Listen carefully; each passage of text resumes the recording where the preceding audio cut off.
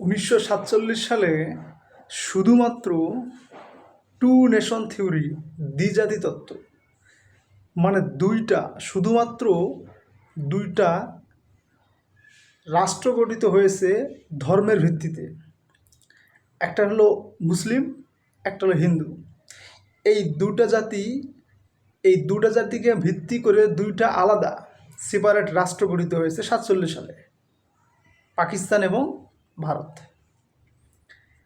সেখান থেকে ধীরে ধীরে আমরা যদি 71 সালে আসি, এই যে মধ্যবর্তী সময়ে পাকিস্তান থেকে বাংলাদেশ হয়ে যাওয়া, তো বাংলাদেশের মধ্যে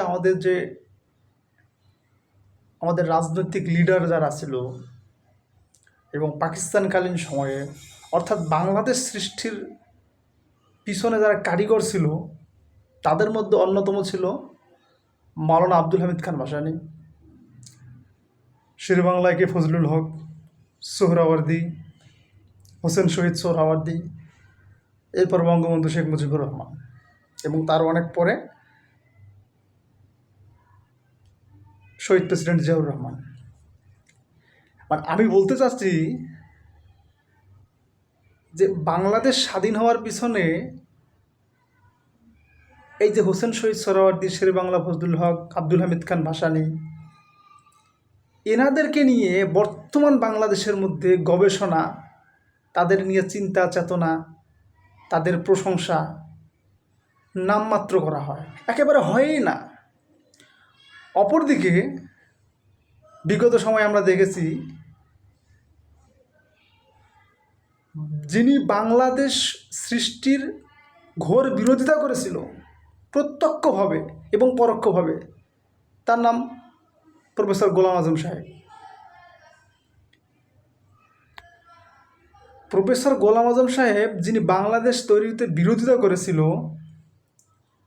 তাকে নিয়ে যতটা সমালোচনা হয় না, বর্তমান বাংলাদেশ জাতীয় সংসদের প্রধান বিরোধী দল জামাত ইসলামী, আর সেই জামাত ইসলামীর প্রতিষ্ঠাতা আবুল আলা মওদুদী সাহেব, যার বাড়ি কোথায়, পাকিস্তান, এখান থেকে 1000 কিলোমিটার দূরে, অথচ তাকে নিয়ে সংসদে কথা বলা হয়। মানে কি আশ্চর্য ভাই, আমাদের চিন্তাভাবনা কীরকম? যিনি বাংলাদেশের স্বয়ং বিরোধিতা করেছে গোলাম আজম সাহেব, তাকে নিয়েও কখনো এরকম সমালোচনা হয় না, কিন্তু কথায় কথায় মৌদুদিবাদী। আশ্চর্য কথা।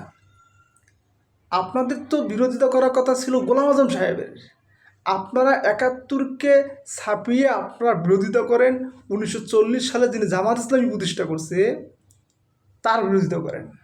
আরে ভাই, জামাত ইসলামী তো শুধুমাত্র বাংলাদেশে না, এটা পাকিস্তানে আছে, জামাত ইসলামী হিন্দ আছে, জামাত ইসলামী শ্রীলঙ্কা আছে। তো আপনারা এই যে বিরোধিতা করতে গিয়ে কোথায় যাচ্ছেন? মওদুদী সাহেব আপনাদের সমস্যা কেন? সমস্যা তো থাকার কথা ছিল গোলাম আজম সাহেব। মওদুদী সাহেব একটা ভিন্ন ফ্যাক্ট, উনি ভিন্ন দেশের একজন মানুষ, তার আদর্শ গ্রহণ করে, তার আদর্শ এখানে গ্রহণ করে নাই জামাত তাকে আদর্শ মনে করে না, আইডল মনে করে না। আপনারা যাকে আইডল মনে করেন, আমি আওয়ামী লীগকে বলি, আওয়ামী লীগের লোকেরা তার আদর্শ মনে করে বঙ্গবন্ধু শেখ মুজিবুর রহমানকে।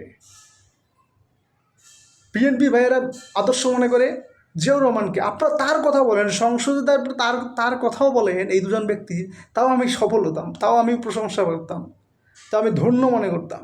কিন্তু আপনারা শুধুমাত্র বিরোধিতা করেন মওদুদিবাদ। এইটার জন্য আপনাদেরকে আমরা সংসদে পাঠিয়ে নিই।